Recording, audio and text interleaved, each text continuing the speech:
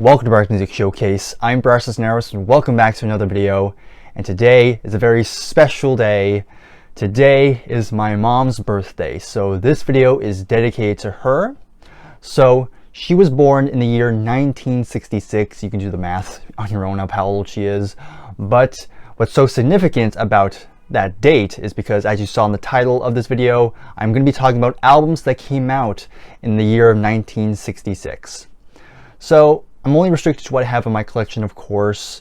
So I don't have too many. I think it's 14 in total. So I'm going to go through them, just talk about them for a little bit. And yeah, this should be a lot of fun. I know in the past, I know this is actually a video she suggested, but I think originally she wanted me to talk about just individual songs that came out in that year. But you know, I'm more of an album person, so I'm just going to kind of compromise here. So yeah, so let's go over some albums that came out in the year 1966. So I have them in A order, roughly alphabetical, usually by last name. So a couple of these I'm not going to go too in depth because I feel like I've talked about them before, or they are pretty high regarded. So these first two are pretty high regarded. So first up, of course, we have the Beach Boys with Pet Sounds. Of course, it's this is a one CD pack, but it has both the mono and stereo. So of course I've talked about this album before, and I'm sure many have already, so there's not much for me to go through, but I do want to one day do a whole video dedicated to Pet Sounds one day. We'll see what happens, but of course it's one of my favorite albums of all time. Absolutely a masterpiece. I mean, the production on here is just so groundbreaking for the time, and the harmonies, of course, staple of the Beach Boys sound. Just top to bottom, great album. Of course, some people might say this is the greatest album of all time, and that, of course, is the Beatles with Revolver. So, of course, this is I think the 2022 remix by Giles Martin.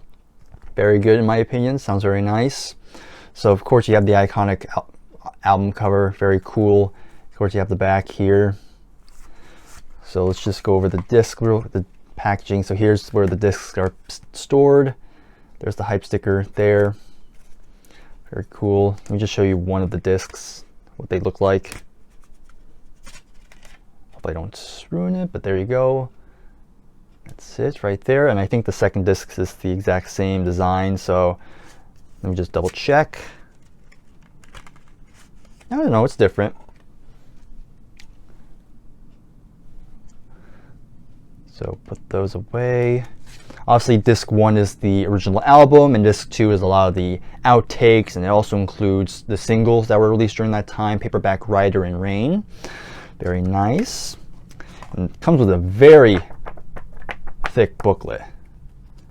Of course, I'm not going to go through every single page because I want to try to get through this. Nice photo of them. But yeah, lots of great, interesting photos. Give you all information. Very nice. Very good. So yeah, of course, one of the Beatles' biggest band of all time. You know the drill. All right, after that, let's go for the Byrds with Fifth Dimension. Of course, probably one of their most psychedelic albums. Definitely taking the folk rock that they did on the previous two albums, and now they're including psychedelic music, raga, and all sorts of stuff. Very cool album. I know me and Nick just finished our series on the Byrds.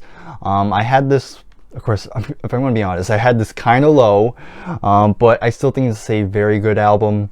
Of course, you have the title track, very good opening track. Wild Mountain Time, very good. Mr. Spaceman was pretty good. I See You. I Come and Stand at Every Door. 8 Miles High, of course, the big song. I will say the second half is not as strong as the first half, but still, very solid album. I do like it. I do like it. Okay, after that, we have Bob Dylan with Blonde on Blonde. Again, another classic album, considered one of Dylan's best, if not his absolute best. It's a long album. It was a double album, I believe. And so you have 14 songs, and yep, so many great tracks on here. Of course, you have Rainy Day Woman, Visions of Johanna, One of Us Must Know, I Want You, Just Like a Woman, Sad-Eyed Lady of the Lowlands. Awesome stuff. Alright, now we move on to the Hollies. So the Hollies actually released 2 albums in 1966. So they released Would You Believe, and they also released For Certain Because. Both really good albums for the time. I think out of these 2, I prefer this one a bit more. I think as a whole, it's their strongest album.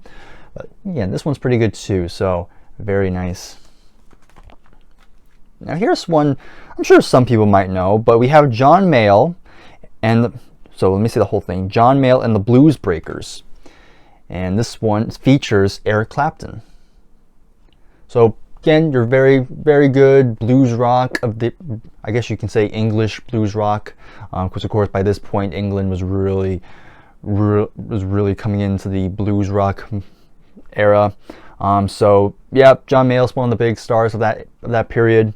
I already mentioned Eric Clapton's on here, but you also had John McVie, who would later join Fleetwood Mac. So very cool. Yeah, some good. Not much to say on it. It's just very good. Now here, one of my favorites of the 60s, honestly. Of course, we have the Mamas and the Papas, If You Can Believe Your Eyes and Ears. I actually said it right this time. So yeah. And I do have a vinyl copy, of course. There you go. So hopefully you can see both in frame. But yeah, awesome album. Great album. I mean, it's a perfect album, really. I mean, if you like 60s pop, this is definitely a must listen. Great harmonies, great songs. You have songs like Monday, Monday, I Call Your Name, which was a Beatles cover. Do You Wanna Dance is a beautiful song. California Dreamin', one of my favorite songs ever. Spanish Harlem's really good. Yeah, just awesome. Awesome stuff. Okay, the Monkees made their debut in this year, of course. Of course, here's their debut. Of course, you have the theme song, of course, I Want to Be Free, Papa Jean's Blues, Last Train to Clarksville. Then you have the very stupid, but, you know, I guess charming, Gonna Buy Me a Dog. Again, it's a stupid song, but I guess that was the point. It was supposed to be like a joke song. Okay, the Rolling Stones are up next, and here you have Aftermath. Of course, this is the US version. Great again. Very good in terms of early Rolling Stones. This is probably one of my, if not my favorite of the early period. At least early period before Beggar's Banquet. Painted Black, great song, love it. Stupid Girl, Under My Thumb, Think, it's very nice. Going Home, the Jam song, very strong album for them at this point. Okay, almost dropped one, but Simon and Garfunkel are up next, and they also released 2 albums in this year. They released their second album, Sounds of Silence, which was kind of their comeback, I guess comeback, if you can say, because of course they released the debut album that didn't do really that well, so they broke up for a little bit, but then they re-released Sounds of Silence, the more folk rock version, and of course once that got big, they quickly got back together to record another album. But yeah, you have this one, very strong album. Of course I already mentioned the title track. Kathy's songs were pretty good. I Am a Rock. Let's see what else. April Come She Will. Again, pretty good. But then the next album to me was even better than the last. We have Parsley, Sage, Rosemary, and Thyme. Very good. Definitely up there for me. Scarborough Affair, nice opening track. Patterns, Homeward Bound. The 59th Street Bridge Song, or Feeling Groovy. Very good. Yeah, really good album. Then we have The Who. The Who released A Quick One, which was their second studio album. This is the UK version, because I know there's a US version called Happy Jack, but talking about the UK here. It's pretty good. I will say though, I think the production is definitely the biggest critique of this one because I believe, if I remember correctly, this was the first album produced by Kit Lambert, and yeah, you can tell he's still kind of figuring things out because it's pretty muddy. It's not really that clear, but the songs are still pretty good. You have Run Run Run, Boris the Spider, See My Ways is pretty decent. But what's very notable about this album, you have the title track, or A Quick One While He's Away, which was kind of Pete's kind of starting to dabble into the rock opera, which he would later perfect later on in the 60s. You know what I'm talking about.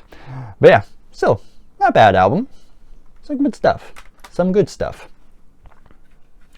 Alright, and then I have one more to talk about, and the last one I have from 1966 in my collection is Frank Zappa and the Mothers of Invention with Freak Out. This was the debut album.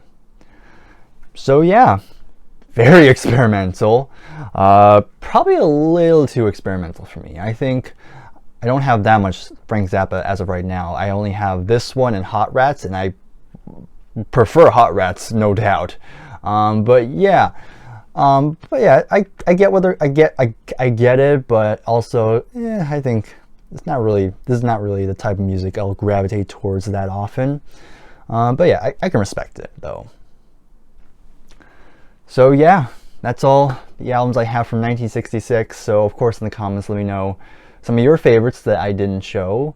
Which one was your favorite out of the ones that I did show in this video? Before I go, I do want to say one more quick thing to my mom. Hopefully she's watching this. She usually watches my videos. But of course, Mom, hopefully you have a very good happy birthday. I know it's pretty bittersweet on this day because of course it's the same day that we lost Grandma, and yeah, of course it's been still pretty tough, you know, just trying to go through it. And you know, it still feels like something's missing. But hopefully this video will brighten your day, and hopefully you've enjoyed this video. So thank you for, of course, raising me and my brother, and of course supporting me on whatever crazy stuff I do. Even if you don't really get it, it's still nice that you're there. So thank you very much, and to the people watching, make sure you wish my mom a happy birthday. And until then, I'll see you in the next video. Take care. Goodbye for now.